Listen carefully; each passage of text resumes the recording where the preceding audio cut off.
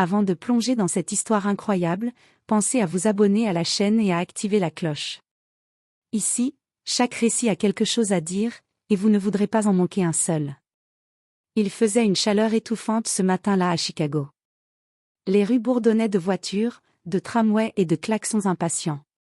Marcus Johnson, père célibataire de 2 enfants, luttait déjà pour arriver à l'heure à son 2e emploi. La vie ne lui avait jamais fait de cadeaux, travailler dur, élever ses enfants seul, jongler avec les factures et les responsabilités. C'était sa routine, jour après jour. Alors qu'il tournait dans une ruelle tranquille pour éviter le trafic, son regard fut attiré par une silhouette sur le bas-côté. Une voiture luxueuse, une berline noire aux vitres teintées, était arrêtée, le capot ouvert. Une femme, seule, tentait tant bien que mal de changer un pneu crevé. Marcus ralentit, hésitant quelques secondes. Une partie de lui se disait « Ce n'est pas mon problème ». Mais il ne pouvait pas ignorer la détresse dans ses yeux. Il gara sa voiture, prit une grande inspiration et s'approcha. Il ne savait pas encore que ce simple geste allait bouleverser sa vie. Il ne savait pas que cette femme, vêtue avec élégance, n'était pas une citoyenne ordinaire, mais une multimillionnaire influente. Et il ne savait surtout pas que, ce jour-là, la générosité et l'humilité qu'il montrait allaient ouvrir une porte vers un futur qu'il n'aurait jamais imaginé. Dans ce monde où l'argent et le pouvoir semblent tout dicter, Marcus allait découvrir que la vraie richesse se cache parfois dans les gestes les plus simples. Le réveil de Marcus Johnson sonna à 6h30, comme chaque matin. La lumière pâle de l'aube filtrait à travers les stores de son petit appartement de Chicago. Il se leva, fatigué mais déterminé, sachant que chaque journée était un défi. 2 enfants à préparer, un petit déjeuner à improviser et un emploi à ne pas manquer. La vie n'était pas tendre, mais il avait appris à ne jamais baisser les bras. Sa fille, Lila, 10 ans, dormait encore profondément, son visage serein sous une mèche de cheveux bouclés. Son fils, Jamal, 7 ans, s'étira bruyamment et poussa un bâillement avant de descendre en courant pour le petit déjeuner. Marcus leur sourit en servant des œufs brouillés et des toasts. « Papa, tu vas encore être en retard au travail ?» demanda Lila, le regard inquiet. « Juste un peu, ma chérie. Mais je promets que je serai à l'heure pour te récupérer après l'école, » répondit-il, tout en vérifiant ses emails sur son vieux téléphone. Après le petit déjeuner, il prépara les enfants et les fit monter dans sa vieille voiture. Les rues de Chicago commençaient à s'animer, les voitures klaxonnaient, les bus débordaient de passagers, et les piétons se faufilaient entre les embouteillages. Marcus avait appris à naviguer dans ce chaos avec patience, mais chaque trajet était une lutte contre le temps et le stress. Alors qu'il quittait l'école de ses enfants, une berline noire attira son attention. Une femme seule, visiblement en difficulté, luttait pour changer un pneu.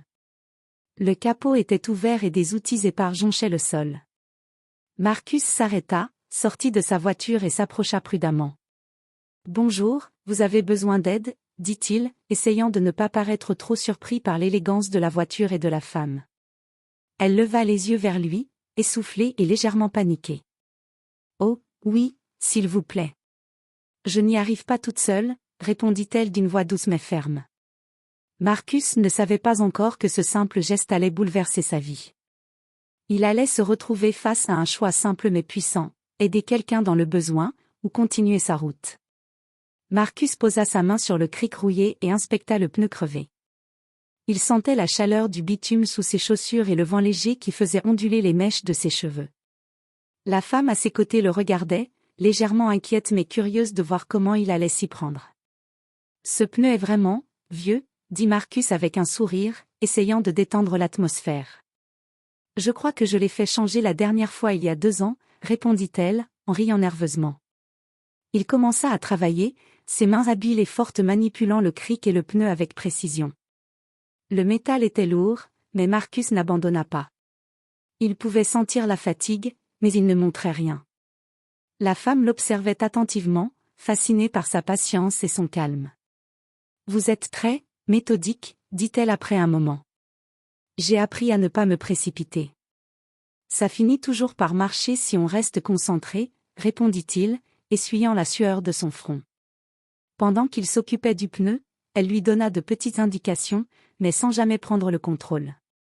Il sentait qu'elle respectait son travail et son savoir-faire, et cela lui inspira un sentiment rare, le respect mutuel. Le pneu fut finalement retiré et remplacé par celui de secours. Marcus posa les outils et se redressa, les muscles endoloris mais le cœur léger. La femme le regardait avec un mélange de gratitude et de surprise. « Merci, vraiment. Je ne sais pas ce que j'aurais fait sans vous, » dit-elle enfin, sa voix pleine d'émotion. « C'est normal, ça arrive à tout le monde de galérer un peu, » répondit Marcus modestement. Pour la première fois de la journée, un sourire sincère se dessina sur le visage de la femme. Marcus sentit quelque chose d'inattendu, ce simple acte de bonté avait créé un lien, aussi fugace soit-il, entre deux mondes très différents. « Je m'appelle Vanessa, » dit-elle en tendant la main. « Marcus, » répondit-il, serrant sa main avec fermeté mais douceur. Ce simple geste allait marquer le début d'une rencontre qui allait changer la vie de Marcus à jamais. Il ne savait pas encore qu'il venait d'aider une femme riche et influente, une femme dont le destin allait bientôt croiser le sien de manière inattendue et incroyable. Le pneu était enfin remplacé, et Marcus s'adossa à sa voiture, reprenant son souffle. Vanessa le regardait, toujours impressionnée par son calme et sa gentillesse. Le soleil tapait fort sur le bitume, et une légère brise faisait voler ses cheveux autour de son visage élégant. « Vous êtes sûr que ça ira maintenant ?» demanda-t-elle. « Oui, il tient bien. Mais je vous conseille de faire vérifier votre pneu dans un garage dès que possible, » répondit Marcus avec un petit sourire. Ils restèrent un moment à observer la circulation, chacun silencieux, appréciant la compagnie de l'autre sans le dire. Vanessa semblait intriguée par Marcus, non seulement parce qu'il venait de l'aider, mais parce qu'il le faisait sans aucune attente de récompense ou de reconnaissance. « Vous ne me demandez même pas si je peux vous payer, » dit-elle finalement, un sourire amusé sur les lèvres. « Non, ça ne me traverse même pas l'esprit. »« C'est juste, normal d'aider quelqu'un, » répondit Marcus, honnête et sincère. Vanessa secoua la tête, surprise et touchée par sa modestie. Dans son monde de luxe et de pouvoir, rares étaient ceux capables d'un tel acte désintéressé.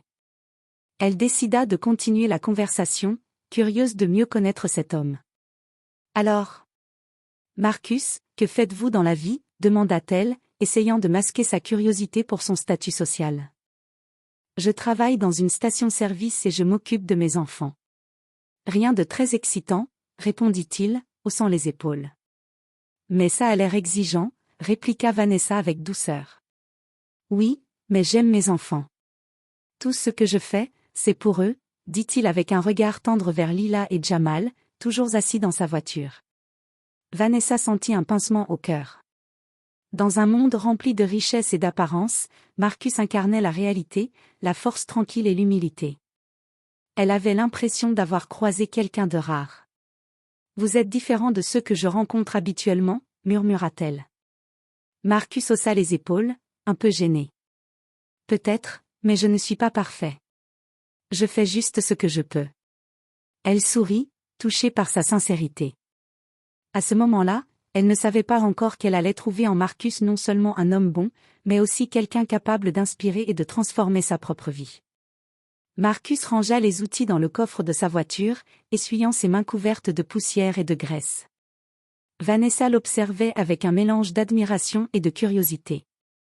Elle sortit son téléphone, mais ne l'utilisa pas immédiatement. Au lieu de cela, elle continua à parler avec Marcus, cherchant à comprendre cet homme qui venait de l'aider sans rien attendre en retour. « Vous avez 2 enfants, c'est ça ?» demanda-t-elle. « Oui.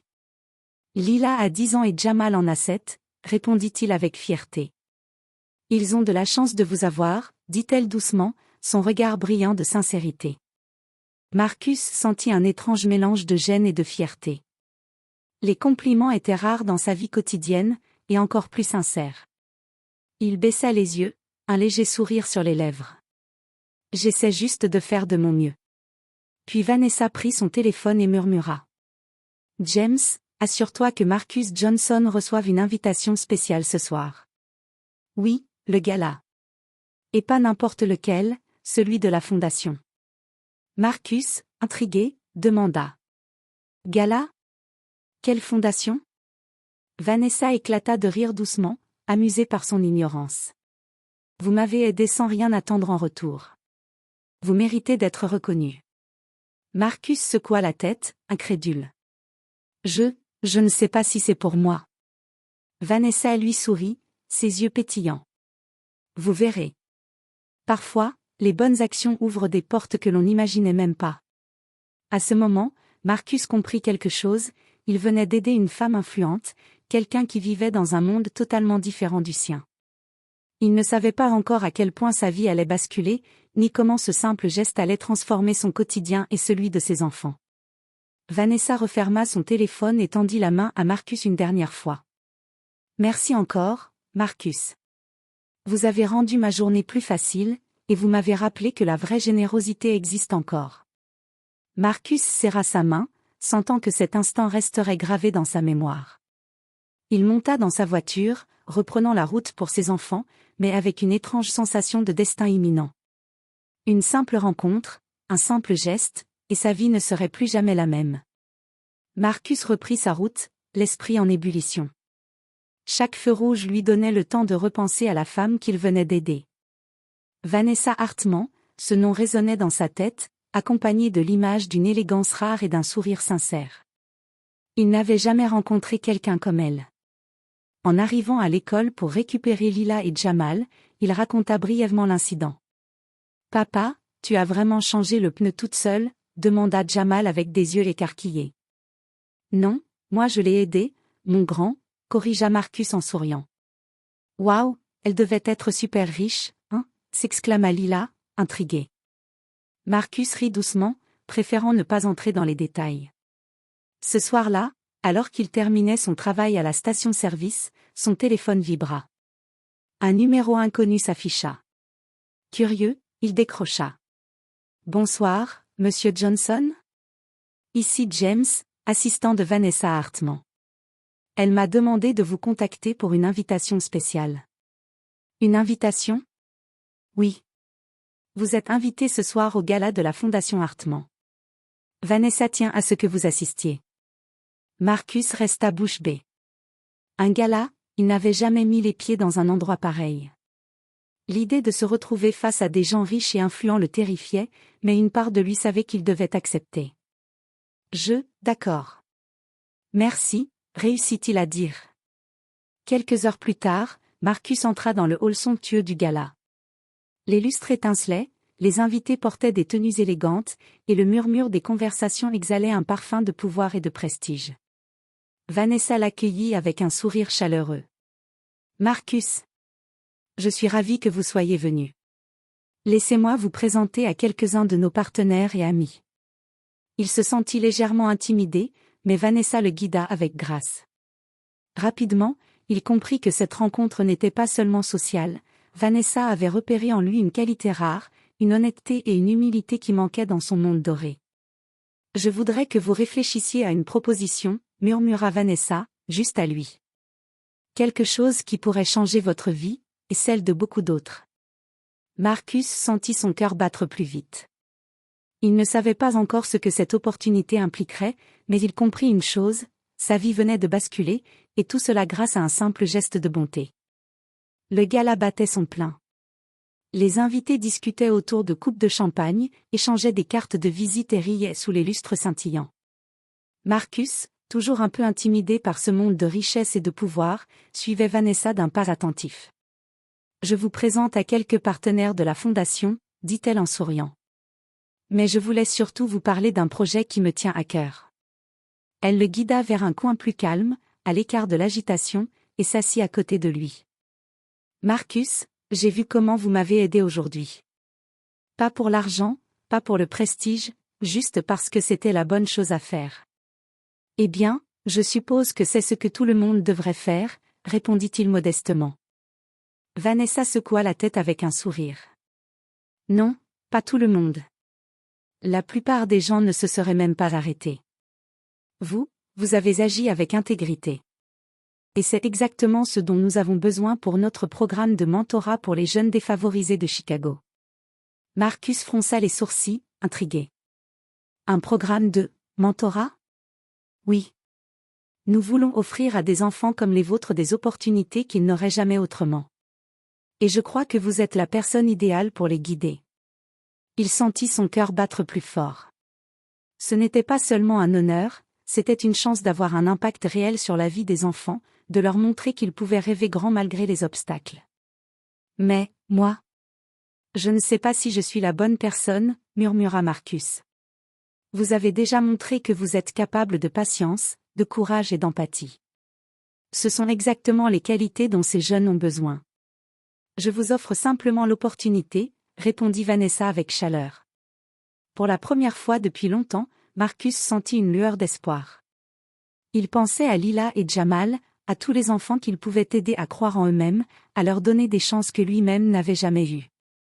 D'accord, je vais le faire, dit-il enfin, le visage illuminé par la détermination. Vanessa sourit, satisfaite. Parfait. Je savais que vous comprendriez. Bienvenue dans notre équipe, Marcus. Alors qu'il rejoignait la foule, Marcus réalisa quelque chose, un simple geste de bonté, un pneu changé sous le soleil de Chicago, avait ouvert la porte à un avenir qu'il n'aurait jamais osé imaginer. Et ce n'était que le début. Le lendemain matin, Marcus se réveilla avec un mélange d'excitation et de nervosité. Il se préparait à rencontrer les enfants du programme de mentorat de Vanessa. Lila et Jamal étaient curieux. « Papa, tu vas aider combien d'enfants aujourd'hui ?» demanda Jamal, les yeux brillants. « Quelques-uns pour commencer. »« Vous verrez, c'est comme leur montrer qu'ils peuvent croire en eux-mêmes, » répondit Marcus, un sourire aux lèvres. Arrivé au centre communautaire, Marcus fut accueilli par Vanessa et son équipe. Les murs étaient décorés de dessins colorés et de posters inspirants. Des enfants de tous âges s'affairaient autour de tables pleines de livres et de matériel scolaire. Vanessa le présenta. « Marcus, voici nos jeunes. Ils sont impatients de te rencontrer. » Les enfants s'avancèrent timidement, certains curieux, d'autres méfiants. Marcus se baissa à leur niveau et leur parla avec chaleur et simplicité. « Salut, je suis Marcus. Je suis ici pour vous aider à découvrir tout ce que vous pouvez accomplir. Vous êtes capable de grandes choses. » Un silence respectueux s'installa, puis une petite fille leva timidement la main. « Vous pensez vraiment que nous pouvons réussir, même si nous venons de quartiers difficiles ? » « Oui, je le crois, » répondit Marcus avec fermeté.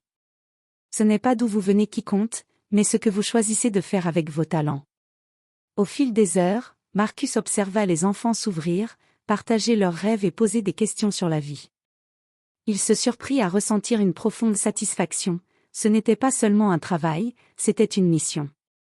Vanessa, observant la scène, s'approcha de Marcus. « Tu vois, Marcus, c'est ça la vraie richesse. Ce n'est pas l'argent, c'est de voir des vies changer grâce à ton aide. » Marcus hocha la tête, le cœur léger. Il comprit que ce moment, ce nouveau rôle, allait transformer sa vie autant que celle des enfants. Et, silencieusement, il se promit de ne jamais oublier ce qu'il avait amené ici, un simple geste de bonté, un pneu changé sous le soleil de Chicago. Les semaines suivantes, Marcus s'immergea complètement dans le programme de mentorat. Chaque jour apportait son lot de surprises, de rires et parfois de frustration. Les enfants venaient avec leurs propres bagages, certains étaient timides, d'autres défiés par des situations familiales difficiles. Un après-midi, alors qu'il animait un atelier sur la confiance en soi, un garçon nommé Devin refusa de participer. « Je ne peux pas, je ne suis pas comme eux, » murmura-t-il, le regard baissé. « Qui t'a dit ça ?» demanda Marcus avec douceur mais fermeté. « Tout le monde à l'école, » répondit Devin, presque honteux. Marcus s'agenouilla à sa hauteur. « Écoute, Devin. Ce que les autres pensent de toi n'a aucune importance. Ce qui compte, c'est ce que toi tu sais que tu peux faire. Et je crois que tu peux accomplir de grandes choses. » Petit à petit, le garçon leva les yeux, puis esquissa un sourire timide. Quelques exercices plus tard, il participait enfin, encouragé par les autres enfants et par la patience de Marcus. Pendant ce temps, Vanessa observait de loin, admirative, elle avait trouvé en Marcus non seulement un mentor pour les enfants, mais aussi un leader naturel capable de les inspirer et de les guider avec authenticité. Un autre défi surgit lorsqu'un parent sceptique s'approcha de Marcus. « Vous pensez vraiment que votre programme peut aider mon fils ?» dit-il, la voix chargée de doute. Je ne prétends pas avoir toutes les réponses, répondit Marcus calmement, mais je peux lui montrer qu'il est capable de croire en lui-même et d'apprendre. C'est un début. Le père hocha lentement la tête, visiblement impressionné par la sincérité de Marcus. Chaque obstacle renforçait Marcus. Il comprit que ce rôle n'était pas simplement de guider les enfants, mais de leur montrer que même face à l'adversité, la persévérance, la patience et la bienveillance pouvaient tout changer. À la fin de la journée, épuisé mais heureux, Marcus rentra chez lui. Lila et Jamal l'accueillirent avec des câlins, curieux de savoir comment il avait passé sa journée. « Papa, tu es comme un super-héros pour ces enfants », s'exclama Lila. « Peut-être, mais je fais juste ce que je peux », répondit-il en souriant. Et ce soir-là, en se couchant, Marcus pensa à la route qu'il avait menée ici, un pneu crevé, une rencontre inattendue, et maintenant, un nouveau but, un nouveau rôle qui allait non seulement transformer sa vie, mais aussi celle de nombreux enfants de Chicago. Le soleil se levait sur Chicago, illuminant les rues et les immeubles d'une lumière dorée. Marcus Johnson se tenait devant le centre communautaire, observant les enfants arriver, leurs visages pleins d'espoir et d'enthousiasme. Il réalisa que, quelques mois plus tôt, il ne se serait jamais imaginé ici, entouré de sourires et d'opportunités. Vanessa s'approcha, un sourire radieux aux lèvres. « Marcus, regarde ce que tu as accompli. Ces enfants ont une chance de croire en eux-mêmes grâce à toi. »« Ce n'est pas seulement moi, » répondit Marcus avec humilité. « C'est nous tous, et cette chance que tu as donnée. » Le programme avait grandi. De nouveaux mentors avaient rejoint l'équipe, et d'autres quartiers bénéficiaient désormais du soutien et des conseils de la Fondation. Marcus se sentait utile, écouté et respecté, pour la première fois dans sa vie. Ses enfants, Lila et Jamal, étaient fiers de leur père et voyaient en lui un modèle de force, de bonté et de persévérance. Un jour, alors qu'il aidait un jeune garçon à surmonter sa timidité, Marcus pensa à ce moment qui avait tout changé, le pneu crevé sur le bas-côté d'une rue ensoleillée, la rencontre avec Vanessa, et le simple choix de tendre la main sans attendre quoi que ce soit en retour. Il comprit que la vie pouvait être transformée par les gestes les plus simples et les plus sincères. Plus tard, lors d'une réunion avec Vanessa, elle lui tendit un petit dossier. « Marcus, je veux te confier un rôle encore plus important. Nous avons vu ton engagement, ton cœur et ta capacité à inspirer. J'aimerais que tu diriges l'expansion du programme à l'échelle de la ville. » Marcus sentit une émotion intense l'envahir. Ce n'était plus seulement une opportunité, c'était la reconnaissance de sa valeur, de son travail et de sa générosité. Il accepta avec gratitude, prêt à relever ce nouveau défi pour ses enfants et pour tous ceux qu'il pouvait aider. Alors qu'il quittait la fondation ce soir-là, le ciel teinté de rose et d'orange, Marcus regarda ses enfants jouer devant l'immeuble et se sentit fier. Sa vie avait changé, non pas à cause de l'argent ou du prestige, mais grâce à un acte simple et désintéressé, une main tendue au bon moment. Et il sut, avec certitude, que chaque petit geste de bonté pouvait créer un destin inattendu. Son histoire n'était pas seulement la sienne, mais celle de tous ceux qui croyaient que l'humilité, le courage et la générosité pouvaient changer le monde.